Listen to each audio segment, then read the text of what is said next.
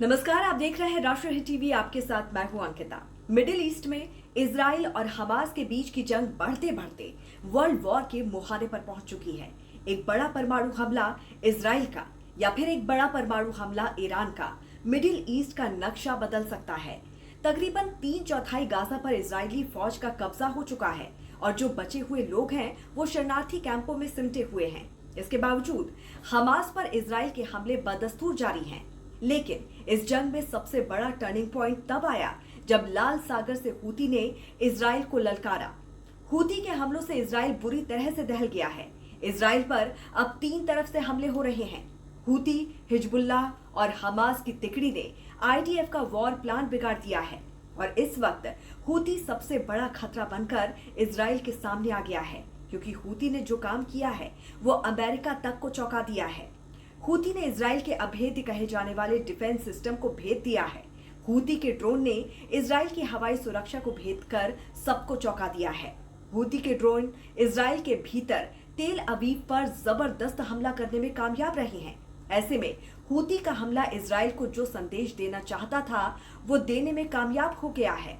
Israel कल तक अपने आयरन डोम डिफेंस सिस्टम पर बहुत फख्र महसूस करता था, लेकिन हूती के ड्रोन ने उसके होश उड़ा दिए हैं। साफ है कि इजराइल को 3 मोर्चों से घेर कर मारने के लिए हमास, हिजबुल्लाह और हूती की तिकड़ी तैयार है और उन्हें इंतजार बस ईरान के आदेश का है।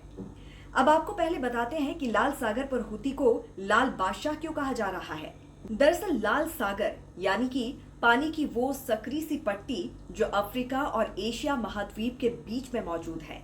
लाल सागर मिस्र, सूडान और इरिट्रिया के तटों को सऊदी अरब और यमन के तटों से अलग करता है। इसके पूर्वी तट पर सऊदी अरब और यमन देश हैं, जबकि पश्चिमी तट पर मिस्र, सूडान, इरिट्रिया और जिबूती हैं।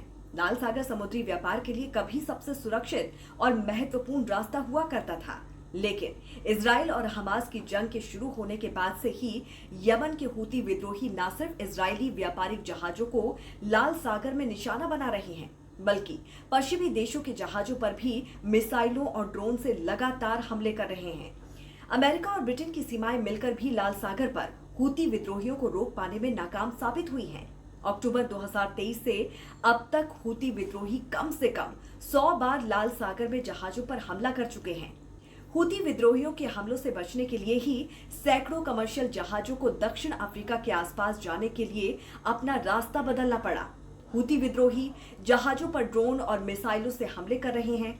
लाल सागर में अंतर्राष्ट्रीय शिपिंग के रास्तों पर एंटी बैलिस्टिक मिसाइलें दाग रहे हैं। लाल सागर से होकर इजराइल जाने वाले सभी जहाजों पर हमले कर रहे हैं। मालवाहक जहाज को हाईजैक कर रहे हैं। अब आपको बताते हैं कि आखिर हूती कैसे बना। हूती विद्रोही दरअसल यमन के अल्पसंख्यक शिया जैदी समुदाय का एक ग्रुप है। साल 1990 में यमन में तत्कालीन राष्ट्रपति अली अब्दुल्लाह सालेह के भ्रष्टाचार के खिलाफ लड़ाई के लिए हूती ग्रुप का गठन किया गया था। इस संगठन का नाम उनके अभियान के संस्थापक हुसैन अल हूती के नाम पर पड़ा। हूती विद्रोही के बागी लड़ाकों को ईरान की IRGC से जंग की तकनीक, असलहे और ट्रेनिंग दी गई। हूती विद्रोही गुट के संस्थापक हुसैन अल हूती ने खुद को हमास और हिजबुल्लाह के साथ मिलाकर इजराइल, अमेरिका और पश्चिमी देशों के खिलाफ ईरान के नेतृत्व वाली प्रतिरोध की धुरी का हिस्सा बताया था। हूती विद्रोही अमेरिका और इजराइल को अपना कट्टर दुश्मन मानते हैं और इन मुल्कों को दुनिया के नक्शे से मिटाने की हसरत रखते हैं। तो क्या है इस पर आपकी राय, जरूर बताइए कमेंट करके। नमस्कार।